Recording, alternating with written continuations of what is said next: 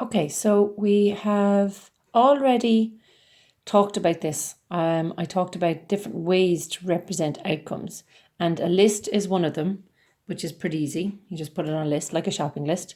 But the two-way table is something that's new. Okay, we wouldn't normally have met this. You might see something that looks like it, but not in the context of probability.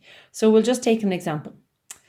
If we were to check the outcomes of rolling a fair die and flipping a coin, okay, so you'd have to think about this. There has to be two events to have a two-way table. So we have two events.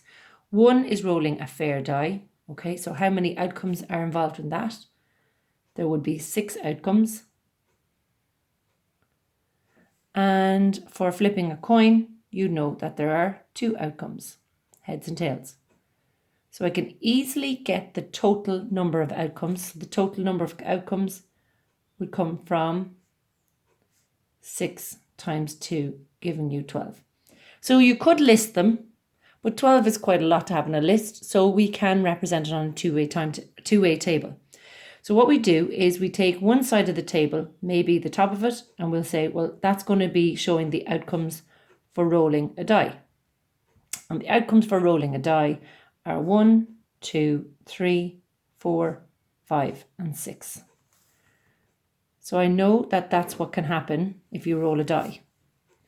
On the side, I might then put the other outcome, or the other event. So the events are going at the side. So flipping a coin. Okay, and the event of flipping a coin has 2 outcomes, which we already said. One is heads and the other is tails. Okay, now with that, I'm going to show what happens when I combine the 2 events. What happens when the 2 things happen?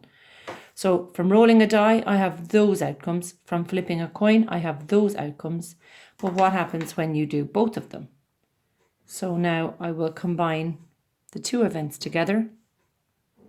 And it doesn't matter if you put rolling a die on the top or the side.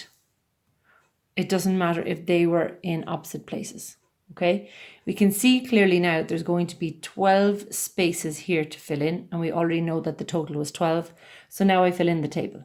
So I could get a 1 with H, 2 with H, 3 with H, 4 with H, 5 with H, and 6 with H.